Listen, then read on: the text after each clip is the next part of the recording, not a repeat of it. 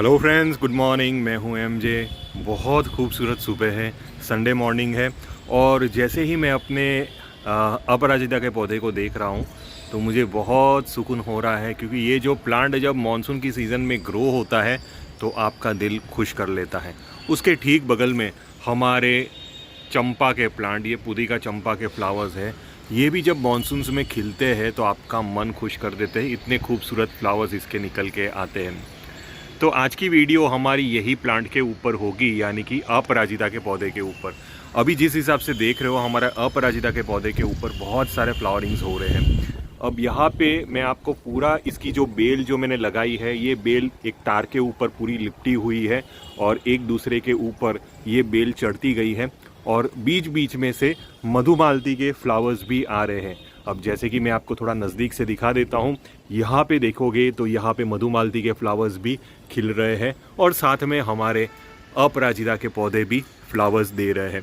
तो इतना खूबसूरत, जब ऐसा लगता है कि भाई इसको देखते ही रहे, कंटिन्यूस इसको देखते रहे, और हमारा मन एकदम ही शांत हो जाता है जब ये प्लांट को हम देखते हैं। तो आज की वीडियो बेसिकली फ्रेंड्स हमारे अपराजिता के पौधे के ऊपर होगी। ये one of the monsoon season का किंग कहलाता है। मॉनसून सीज़न में इससे अच्छे फ्लावर्स आपको शायद ही कोई दूसरा प्लांट दे सकता है। जी हाँ, मैं रेन लिली को तो नहीं भूलूंगा, लेकिन ये प्लांट आपको और भी खूबसूरती देगा, क्योंकि इसकी बेल बहुत ज़्यादा बढ़ती जाएगी। पत्ते के कलर्स इसके अच्छे डार्क ग्रीन कलर के आएंगे। मज़ा आ जाएगा ये प्लांट को देखते देखते। अब ये जो प्लांट है, इसके ऊपर अगर आप लगातार फ्लावर्स लेना चाहते हो, अगर आप चाहते हो कि हमारे प्लांट अपराजिता फुल मानसून की सीज़न में फ्लावर्स देते रहे, तो एक ट्रिक मैं आपको बताऊंगा जो आपको फॉलो करनी है। आपको भी बहुत अच्छा रिजल्ट इसमें देखने को मिलेगा। वो ट्रिक ये है कि इसकी जो फली जो निकलती है, यानी कि इसके जो सीड पॉट निकलते हैं, उसको तोड़ दीजिए। सीड पॉट को ड्राई मत होने दीजिए, कुछ ये हिसाब से। अब एक चीज़ तो पॉसिबल नहीं है, क्योंकि बहुत सारे सीड पॉट्स इसके ऊपर होते हैं। जितने ज़्यादा फ्लावर्स ये प्लांट देगा, उतने ही ज़्यादा ये सीड पॉट्स प्रोड्यूस करता जाएगा।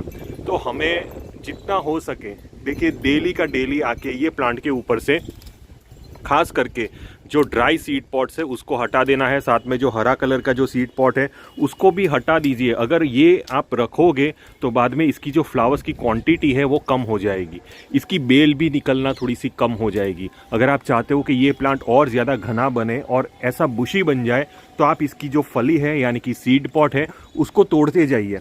जितना हो सके आपसे जितना बने उतना इसको निकालते जाइए। आपके जो ये अपराजिता के प्लांट है और ज़्यादा बेल निकालता जाएगा। जितनी ज़्यादा बेल निकालेगा उतनी ज़्यादा इसको फ्लावरिंग लगेगी। अब बात आएगी, ये जो प्लांट है मैंने कौन सा फर्टिलाइज़र दिया है। देखिए, सीरियसली बोलूँ, मैंने ये प्लांट पे कोई भी फर्टिलाइज़र नहीं दिया। जो समर सीज़न में हम जो ऑर्गेनिक फर्टिलाइज़र देते थे, वही फर्टिलाइज़र हमने अपराजिता के पौधे में दिया है। इससे अलावा मैंने कोई भी दूसरा फर्टिलाइज़र नहीं दिया। स्पेशल केयर मैंने ये प्लांट के पीछे नहीं की। ये प्लांट समर सीज़न में थोड़ा सा ड्राई सा हो जाता है, आपको अच्छा नहीं लगेगा। इसकी जो बेल है वो पूरी सूनी सूनी लगेगी। जैसे कि इसके ऊपर फ्लावर्स नहीं होते तो ऑब्वियसली इसकी जो बेल है वो सूनी सूनी लगेगी। लेकिन जैसे ही मानसून आ जाते हैं, ये प्लांट अपने आप ही फ्लरिश हो जाता है। अब एक और इम्पॉर्टेंट ट्रिक मैं आपको बताऊंगा अपराजिता के पौधे के ऊपर। देखिए, इसको जितना बड़ा गमला दोगे, जितनी ज़्यादा मिट्टी दोगे, ये प्लांट आपको उतना ही ज़्यादा बुशी बन के दिखाएगा। अब मैं यहाँ पे दिखा देता हूँ ये प्लांट का बेस कहाँ से निकल रहा है। ये बहुत ज़्यादा ज़रूरी है। ये हमने ऊपर की साइड मैंने ये इसकी जो पूरी बेल फॉर्मेशन होने दी है। अब हम थोड़ा सा नीचे जाएंगे। ये जो देख रहे हैं, नीचे से थोड़ी थोड़ी सूखी पत्ती वगैरह आपको देखने को मिलेगी। और पीछे अगर आप देखोगे ध्यान से, ये जो देख रहे हो, ये है बोरी। एक बोरी के अंदर मैंने मिट्टी भर दी थी और मिट्टी के अंदर से ये अपराजिता का पौधा निकल के आ रहा है।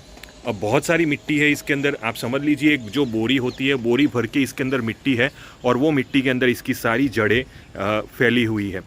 तो इस हिसाब से हमने अपराजिता के प्लांट को डेवलप किया है। दूसरी चीज़, मानसून से पहले पहले मैंने ये प्लांट के ऊपर अच्छी खासी ट्रिमिंग कर ली थी। देखिए, ये जो प्लांट है ये बंदरों का फेवरेट प्लांट है। अब जहाँ पे भी अगर आपके यहाँ अपराजिता के प्लांट है और ऐसे में आपके यहाँ बंदर आते हैं, तो समझ लीजिए कि ये प्लांट को वो नुकसान पहुँचाएंगे ही पहुँचाएंगे। इसके प्लांट के पत्ते खाएंगे, लीव्स खाएंगे, इसकी फली खाएंगे, तो ये प्लांट को बहुत परेशान करेंगे। तो मेरे यहाँ बंदर की दिक्कत बहुत ज़्यादा है और मेरे यहाँ पे जाली वगैरह लगी हुई है, तो मैं चाहता हूँ कि बंदर इसको ज़्यादा नुकसान ना करे, तो इसलिए मैं जाली के पास इसको आने ही नहीं देता। ये जो जाली वाला हिस्सा है यहाँ पे मैं इसको प्रूनिंग करता ही रहता हूँ, ये जाली वाले हिस्से के पास से। और ये प्लांट नीचे की साइड भी बहुत सारी बेलें निकाल रहा था, लेकिन मुझे नीचे की साइड थोड़ा सा ओपन एरिया चाहिए था, तो इसीलिए मैंने नीचे की साइड इसकी ट्रिमिंग कर ली। अब ये जो प्लांट है ऊपर ऊपर ही ग्रोथ अच्छी कर रहा है, तो ये प्लांट को बुशी बनाना आपके हाथ में है, ये प्लांट को शेप देना आपके हाथ में है। आप जैसा चाहे ये प्लांट को शेप दे सकते हैं। तो मैंने कुछ ये हिसाब से इसको शेप दिया हुआ है।